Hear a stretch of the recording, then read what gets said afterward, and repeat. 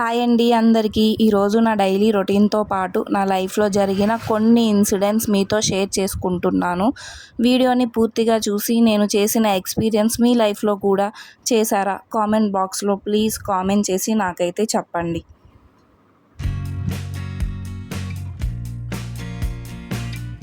నేను ఇప్పుడు చెప్పబోయే విషయం చాలామందికి నమ్మకం రాకపోవచ్చు. కానీ నా చిన్నప్పుడు నా లైఫ్లో జరిగిన ఈ ఇన్సిడెంట్స్ నన్ను చాలా భయపెట్టాయి. రాత్రి పడుకుంటే ఎవరో నన్ను పిలుస్తున్నట్టుగా అనిపించేది. కొన్నిసార్లు ఆ పిలుపు విని నిద్రలో నుంచి లేచి నడిచేదానిని. అసలు నాకు ఏం జరుగుతుందో అర్థం కాలేదు. నా చిన్నప్పటి నుంచి నాకు కొన్ని స్ట్రేంజ్ ఎక్స్పీరియన్స్ ఉండేవి. రాత్రి పడుకున్నాక ఎవరో నన్ను పేరు పెట్టి పిలుస్తున్నట్టు అనిపించేది. ఆ పిలుపు వినగానే నేను నిద్రలోంచి లేచి వెళ్ళిపోయేదానిని. అండ్ ఇవన్నీ నాకు ఇలా జరుగుతుండగా చాలా భయం వేసేది. అప్పుడు నేను ఒకసారి అమ్మ వాళ్ళకి చెప్పా. అమ్మ వాళ్ళకి చెప్పిన ప్రతిసారి కూడా వాళ్ళు భయపడేవాళ్ళు. కానీ నైట్ ఇలా జరగడం వల్ల నేను అసలు వాళ్ళని పడుకొనిచ్చేదాన్నే కాదు ఆ భయంతో. చిన్న చిన్న శబ్దాలకు కూడా నాకు చాలా భయం వేసేది. తరువాత ఇంకా కొన్ని రోజులు అయితే నిద్రలో ఉన్నప్పుడు ఎవరో నా మీద కూర్చున్నట్టు అనిపించేది. పడుకున్నప్పుడు లేవలేకపోయేదాన్ని. ఎవరినైనా పిలవాలి అన్నా కానీ అసలు మాట రాకపోయేది. హ్యాండ్స్ అటు ఇటు కదిలేవి కాదు. చెవిలో విచిత్రమైన సౌండ్స్ వినిపించేవి. ఆ సమయంలో నేను చాలా భయపడేదాన్ని. అసలు ఎంత లెగుద్దామని ట్రై చేసినా అస్సలు లేవలేకపోయేదాన్ని. ఎందుకు నాకు ఇలా జరుగుతుందో నాకు అసలు అర్థమయ్యేదే కాదు. ఇంట్లో చెప్తే అప్పుడప్పుడు గాలులు అలా మీదకొచ్చి వెళ్తూ ఉంటాయి. ఆ టైంలో అలాగే జరుగుతాయి అని అన్నట్టుగా అన్నారు. ఈ ఇన్సిడెంట్స్ రిపీట్ అవ్వడంతో మా అమ్మ, నాన్న ఒక చోటుకి తీసుకువెళ్ళారు. అక్కడికి వాళ్ళు వెళ్ళిన తర్వాత వాళ్ళకి నా గురించి అయితే చెప్పడం జరిగింది. వాళ్ళు ఒక విషయం అయితే చెప్పారు. అది ఏంటి అంటే ఎవరికో గాలి సోకితే వాళ్ళు ఎర్ర నీళ్లు తిప్పి పోసిన దానిని నేను దాటానని చెప్పారు. అందుకే అలా జరుగుతుంది అన్నారు. అప్పుడు మా పేరెంట్స్ నాకు తాయెత్తు కట్టించారు. ఆ తర్వాత కొంచెం బెటర్ అనిపించింది. కానీ ఆ రోజుల్లో నాకు వచ్చిన భయం మాత్రం ఇప్పటికీ మర్చిపోలేను.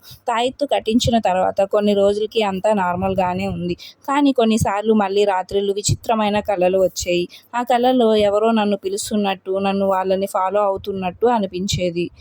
ఒకరోజు రాత్రి నేను భయపడి ఏడుస్తూ లేచాను. ఎందుకు అంటే ఆ కల నిజంగా అనిపించింది. అమ్మా నాన్నలు కూడా అప్పుడు చాలా కంగారు పడ్డారు. ఆ తర్వాత మా ఇంట్లో వాళ్ళు నాకు ధైర్యం చెప్పేవారు. కానీ నాకు మాత్రం ఆ భయం ఎప్పుడు వెంటాడుతూనే ఉండేది. ఇది ఒక రేంజ్ అయితే అసలు భయంకరమైన సంఘటనలు నా మ్యారేజ్ తర్వాతే మొదలైనవి. సో నేను అవి కూడా మీతో షేర్ చేసుకుంటాను.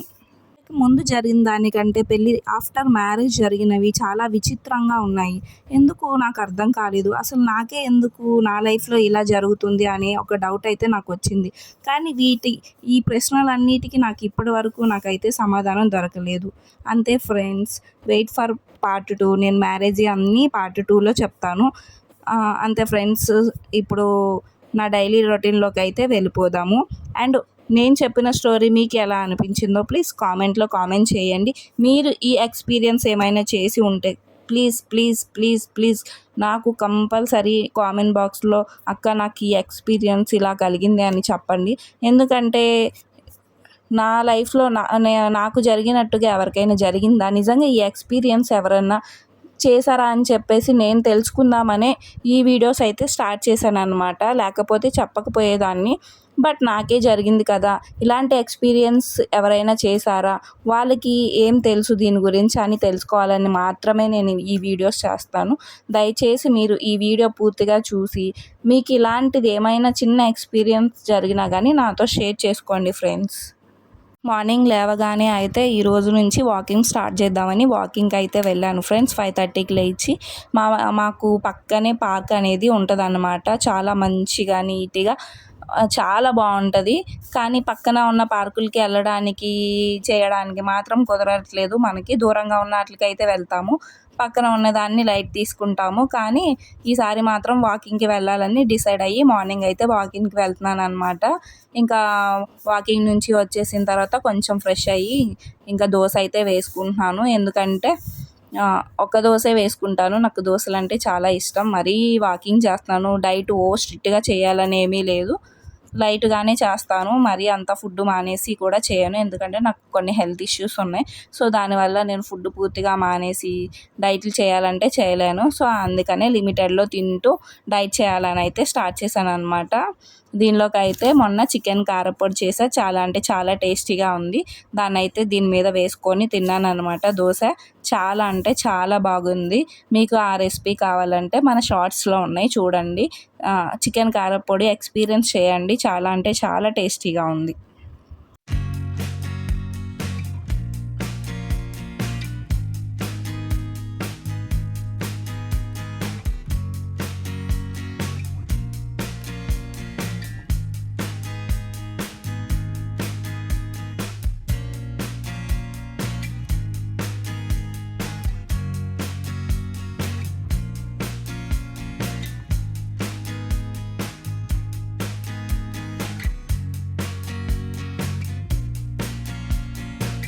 హాయిగా కూర్చొనైతే దోస అయితే తినేసాననమాట.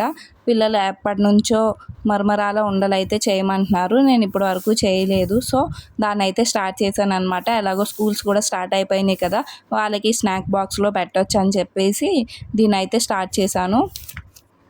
ఇప్పటి నుంచి అయితే పిల్లలకి ఏదో ఒకటి స్నాక్స్ చేసి పెట్టాలి కాబట్టి నేను ఇది అయిపోయిన తర్వాత వేరే ఏమైనా చేయడానికి ట్రై చేస్తాను. కానీ ఏదైనా సరే కొద్దిగా ఇంట్లో చేసినవే పెట్టడానికి ట్రై చేస్తాను. చాలా బాగా వచ్చాయి మరమరాల ఉండలు. మేము ఇలానే అంటాం మరమరాల ఉండలని. కొన్ని చోట్ల బొరుగులంటారు. సో, మేమైతే ఇలానే పిలుస్తాం అనమాట. చాలా బాగున్నాయి. బాగా వచ్చాయన్నమాట.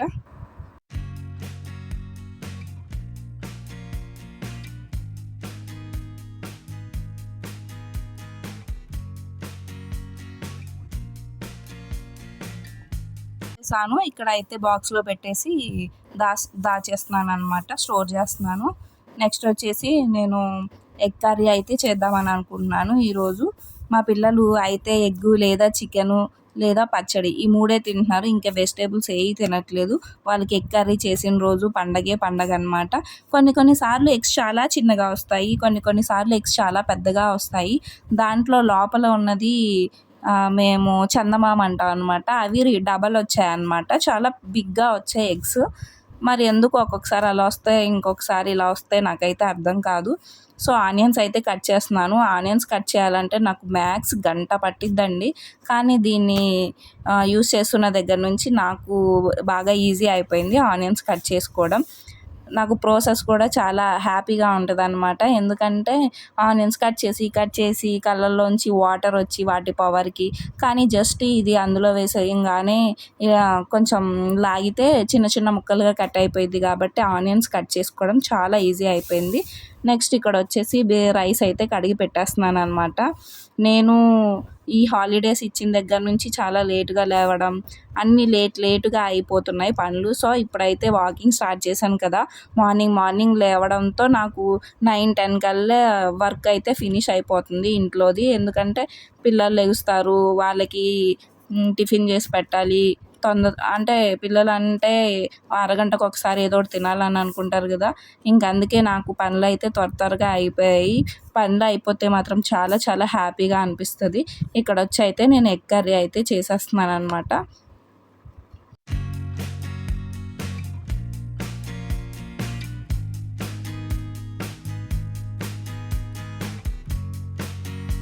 ఇంకా ఫైనల్‌గా ఎగ్ కర్రీ అయితే అయిపోయింది. ఇంకా కిడ్స్ పడుకున్నారు. ఇంకా లేవలేదనమాట. వాళ్ళనైతే లేపుతున్నాను.